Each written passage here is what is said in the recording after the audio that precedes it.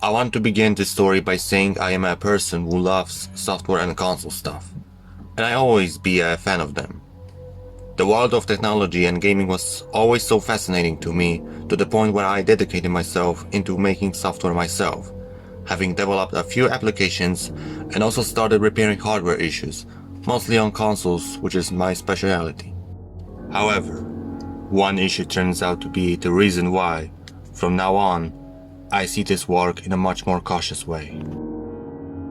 It all started when my then 13-year-old cousin Harry, who lived quite close to me, called me about an issue regarding his PlayStation 2 console.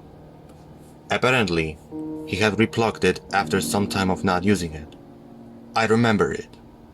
We had played many games together, and after some time it started to have apparent issues regarding a malfunction. I immediately prepared for it, as I knew it would be another issue to learn about. Also, Harry saw me as an inspiration, and then I was just beginning to thrive in this sector, and he saw me as probably an idol, as we played together many games, and I had assisted him every time he had a problem with his consoles. 20 minutes in, I arrived at Harry's house, where he immediately greeted me and talked to me about the issue with his PS2. I decided to go and turn on the PS2 as Harry had reported me about a red screen showing up when he booted up. I knew what he was talking about. It was the infamous red screen of death many people dread, and I admit I was creeped out by it as a child myself. Nevertheless, I turned on the console, albeit without a disc, in order to see how it boots. I clicked the start button, opened the TV, and saw the normal blue PS2 startup screen, although it took it much longer for it to fade away. Then, the red screen of death showed up, but unlike the normal "please insert a format disk" text, it showed a text I had never seen before. Your PlayStation 2 SCPH39000 console has malfunctioned and cannot boot properly. Please power off the system unit before more damage can be done to the internal components. Press cross to power off the console. Honestly, I was shocked to see this message. I had no idea how this message could appear. There is no way that such damage could be done to the internal components of it, as Harry told me it was only left unused for 5 months and then it functioned perfectly. He also told me that it was only yesterday when it appeared and there was no signs of it, not even overheating, the way a console would normally react to this scenario. Anyways, I ignored the message about turning off the console and I rebooted manually after clicking the startup button twice. The startup screen showed up for a second time, but this time it glitched before fading away. The red screen of death again popped up, this time with this message. It is important to turn off your PlayStation 2 console or else more damage will be done to the system's components. Please power off the system and don't turn on the console after the shutdown. Press cross to power off the console. This time, it looked more vocal in its warning, but I still assumed that it was a fraud, and Harry agreed with that, although he looked somewhat frightened at the thought of his beloved PS2 having terminal hardware failure. Still, I convinced him it could be just an issue that could be repaired easily, and I rebooted the console for a second time. The startup screen, however, glitched immediately after showing up, and it took more time for it to fade away. The red screen of death popped up again, but this time a bit more blurry and with a far more serious message regarding the issue. If you continue ignoring these warnings, your PlayStation 2 may suffer irreversible damage caused to its internal components. It is strongly advised to turn off your system unit by following the instruction below. Press cross to power off the console. Now this is where stuff began to be actually serious. I immediately turned off the console and unplugged it, as it was apparent that the hardware could have major damage for real. Luckily, I got tools with me which I picked up from home, which means I could examine the hardware of the console and see what it is wrong. After taking the PS2 to a table, I opened and saw the internals of it, and to be fair, I was shocked. I analyzed every single component of the console, especially with the internet assist, and also calling some friends of mine who knew more about console than me at the time, and gave them descriptions of the condition of each component. They told me that there is no way they are damaged and they could not believe about the screens we got. Harry also talked to the phone and told them exactly the message he received from the console, but they could not believe it, as they had never seen a red screen of death showing those error messages. Even when he told them it referred to the model code of the console, the entire SCPH thing above. However, they did help with giving me useful information about the hardware of the PS2 and how would they look if there was any damage on them. The hardware had actually no visible damage on them, neither the console had picked up dust from the internals. It did have some, but I cleaned it. Also, I searched on my phone about the errors we received, but for some reason, the only search results on Google were about only the normal red screen of death. There was no actual info about the ones we saw, and I became even more confused. Still, having seen that the hardware were in fine condition, I decided to plug again the console and rebooted it, hoping it was just a sick joke by Sony or something. Harry was a bit off after this, but he pursued me to reboot it. However, when we rebooted it, something really strange happened. The startup screen showed up, but the Sony Computer Entertainment letters were in red, and the tune was in somewhat lower pitched. The screen also took much more time to fade out and the lower pitched, along with the fact that there were a few red details on the screen unnerved me.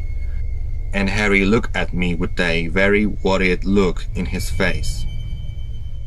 But it was just the beginning of what we saw. The red screen of death popped up for yet another time, but this time it went from simply creepy to genuinely unsettling. The red part of it was even more red, as in more of a red shade rather than the pinkish shade it normally is, and the pitch of its tune was also more low. The message showed up again and it said, "Powering on your PlayStation 2 puts it at high risk of irreparable corruption to the system's BIOS. We are encouraging you to turn off your system unit by following the instructions shown below this warning. Press cross to power off the console." Okay, if the situation was just weird at first, now it was getting really scary. I did not know a PlayStation was capable of this in case of potential damage, and even worse, as I saw before, there was no way I could figure this out, especially with no information available on the internet. I took immediately a photo of this in order to prove it happened. Harry, meanwhile, was becoming even more scared as not only he still had the fear of losing his beloved gaming data, but also due to unnerving messages that were showing up with each successive reboot. I thought momentarily to find a way to extract the BIOS from the console, but I did not, as it seemed to corrupt, allegedly, as of now. There was no other choice, and I could not simply just trust a message I had never seen before on an existing PS2 model, so I just rebooted the system. It is also worth noticing that when I pressed cross to power off the PS2 before clicking the startup button, the PS2 button effect was also under a lower pitch. Rebooting it turned out to be a really bad idea, as now the startup screen was covered in static. I could faintly see the Sony Computer Entertainment text. This time, however, instead of just fading away, it glitched up, making the typical glitch sound, and the red screen of death appeared. This time, however, in its most satanic variant. The entire background was red, and the cubes were black but barely visible. The music also had changed, this time to a more hellish tone, instead of the whoosh we heard the 4 previous times. Harry just looked at me, clearly scared and unable to even speak at what he was seeing. The message that showed up this time seemed like the console was talking to us and warning us to prevent its apparent death. "You need to turn off your system unit or else the BIOS will be corrupted permanently. Listen to this message and don't power on your PlayStation 2 after turning it off. Press cross to power off the console." After the last praise, which was on every single error screen we saw, showed up, I tried to press cross as soon as possible. as I realized that this is way more serious than it seemed and was an error that was way more severe than I had ever seen in my life then, and even now. Both Harry and I decided to turn off the system permanently and just take it to a local shop in order to analyze it further. But before I could just press X and shut it down for good, the screen made a glitch noise and turned pitch black by itself. However, the console had not shut down.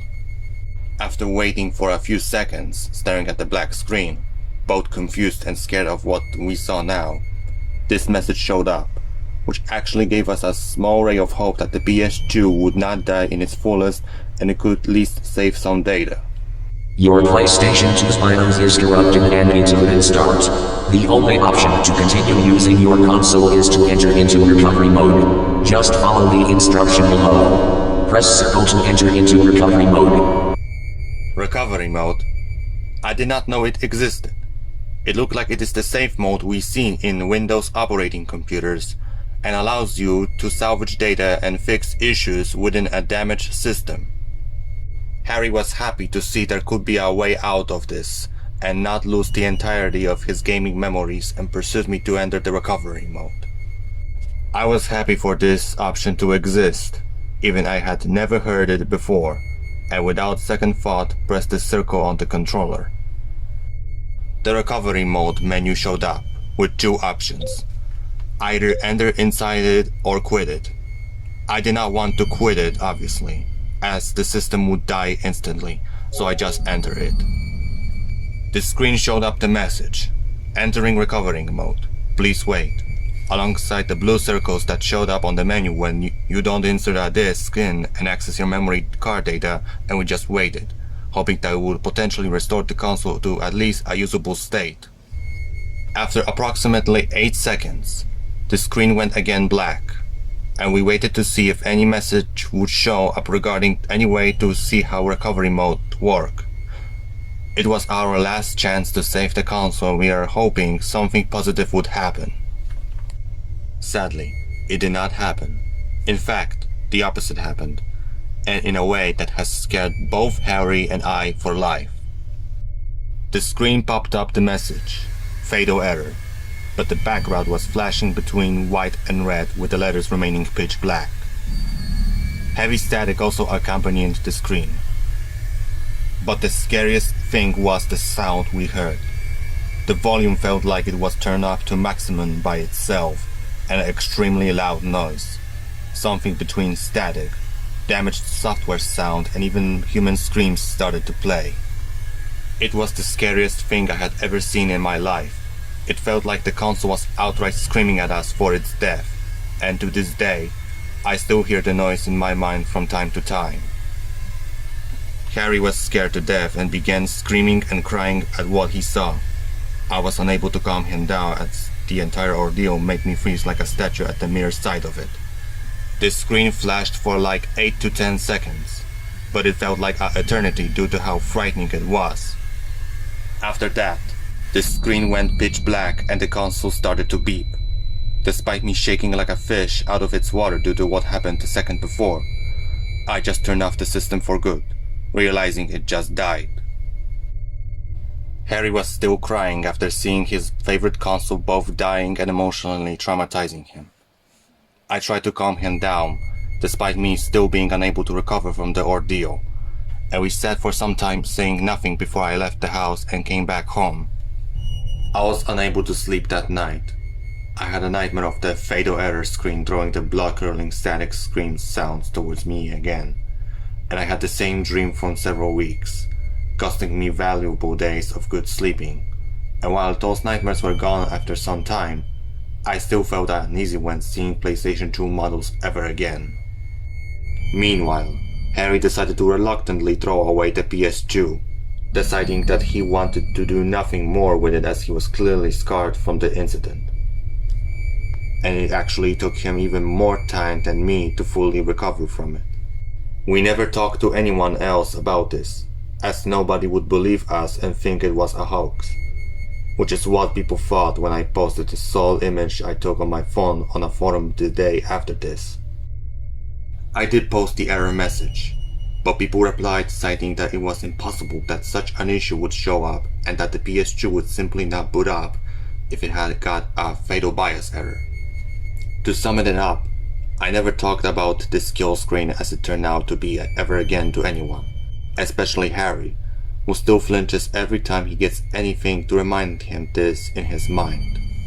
After some time, I just moved on and decided to become even better at fixing devices and developing software, and soon I became what I am now, a determined person ready to assist for any issue.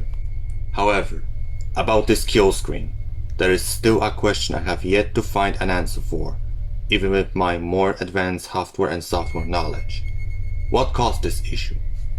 Is it possible to happen in any PS2 model? And if yes, why did Sony make such a scary kill screen for a console popular to every age group and mostly children? To end this story up, nobody will ever get an answer on this.